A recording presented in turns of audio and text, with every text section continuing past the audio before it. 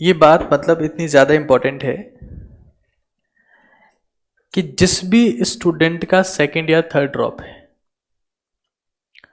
उसके लिए इससे बेटर चांस ना तो कभी आया था ना कभी आएगा। फर्स्ट ईयर ड्रॉपर्स की बात नहीं कर रहा मैं, जिस किसी का सेकंड या थर्ड ईयर ड्रॉप है, किसी का भी आप में से, क्योंकि इस साल बच्चों ने पढ़ाई नहीं करी, ना उनके पेरेंट्स सीरियस हैं ना वो खुद सीरियस है। नीट एग्जाम की बात करता हूं, जेई की बात भी करूंगा तो ये साल सेलेक्ट होने का सबसे बढ़िया चांस है। क्यों है? पढ़ाई तो करी ही नहीं है।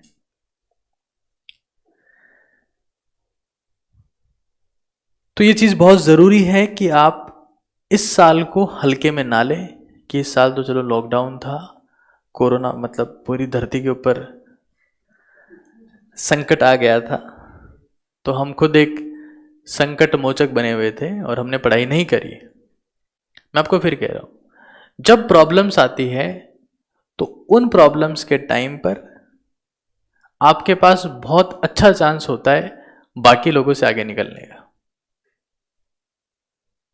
तो मेरे हिसाब से जिसका सेकंड या थर्ड ड्रॉप है उसके पास अच्छा मौका है, और अगर वो इस बार भी सिलेक्ट नहीं होता है तो उसे अगली साल ड्रॉप नहीं लेना चाहिए।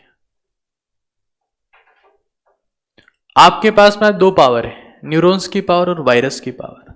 वायरस भी आपके साथ में है, कोरोना वायरस वो आपके साथ में है, उसकी पावर भी आपके साथ में काम कर रही है। तो कहीं ना कहीं आपकी स्ट्रेंथ तो बढ़ी है ना इस प्रोसेस, या नहीं बढ़ी है? तो बहुत जरूरी है कि अपन इस साल को मजाक में ना लें। अब कई लोग सोच रहे हैं ओके हमारा तो पहला ड्रॉप है, आज आपने ये बात कहकर हमें फ्री कर दिया। जैसे ही आपके ये शब्द हमने सुने हम फ्री हो गए। तो फर्स्ट ईयर ड्रॉपर्स के पास भी अच्छा मौका है। और भाई देखो, रिजल्ट आने का चांस हर किसी के पास होता है, कोई सेकंड ईयर या थर्ड ईयर ड्रॉपर का ठेका तो किसी का है नहीं, बारी वाले बच्चे के पास भी मौका है। बट जिसका सेकंड या थर्ड ईयर ड्रॉप है उसके पास इससे बेटर मौका नहीं आएगा। कंपटीशन में बहुत कम लोग हैं, और जो हैं वो ना तो उतने कॉन्फिडेंट है और ना उस लेवल की तैयारी कर पाए। आप लोगों को भी पता होगा ना कि जितनी मेहनत आप लोगों ने पिछले साल करी थी, क्या उतनी मेहनत इस साल करी है? नहीं करी ना। क्या किया इस साल? थाली बजाई है, फिर ताली बजाई है। हाँ, हम पूरे साल यही तो करते रहे हैं, वॉरियर्स का सम्मान करते रहे हैं, और अब जो बच गए वो वैक्सीनेशन करवाने निकल गए हैं। मतलब बहुत एक्टिविटीज हो रही है। तो ताली और थाली के चक्कर में हम इतने ठाले बैठे हैं कि हमने कुछ किया ही नहीं है। अच्छा, इंटरेस्टिंग बात यह है कि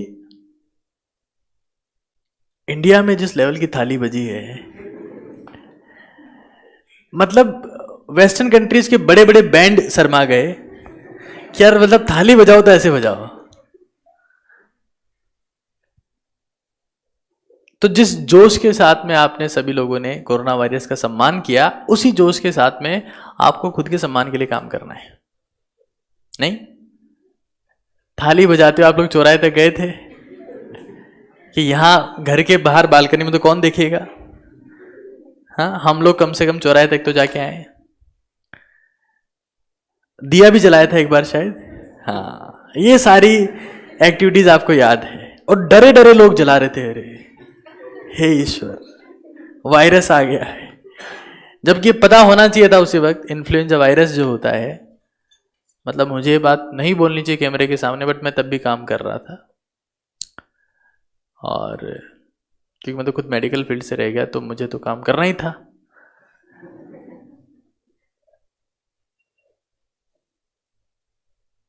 बट अब मुझे ऐसा लगता है कि स्टूडेंट्स का सिर्फ लॉस हुआ है। आपको फील होता होगा कि नहीं, हमने दिया जलाया कि खुद का फ्यूचर जलाया, समझ में नहीं आ रहा है। तो अब जो भी टाइम आपके पास में बचा है वो बहुत गोल्डन टाइम है सभी के लिए, और ये हम लोग समझें कि कंपटीशन इस साल कम है। हो सकता है संख्या बढ़ गई हो सकता है कि इस बार बहुत सारे बच्चों ने एडमिशन ना लिया हो कॉलेज में, और एग्जाम देने वाले बच्चों का नंबर जो मैं बता रहा हूं, नीट वाले बच्चों का नंबर तो और ज्यादा है, एडमिशन लेने गए ही नहीं थे। क्यों? वायरस दिख रहा था चारों तरफ, हर तरफ वायरस ही वायरस, तो हम तो गए नहीं, कहीं एडमिशन लिया ही नहीं, फिर इस बार एग्जाम देंगे। तो एक्सपेरिमेंट वाले बहुत लोग होंगे, सीरियस लोग हमेशा ही कम होते हैं, चाहे कोई सा भी सेक्टर हो। टाइम पास करने वाले बहुत लोग मिलेंगे आपको, सीरियस लोग हमेशा ही कम होते हैं संख्या में, तो आपके पास कम लोग हैं संख्या।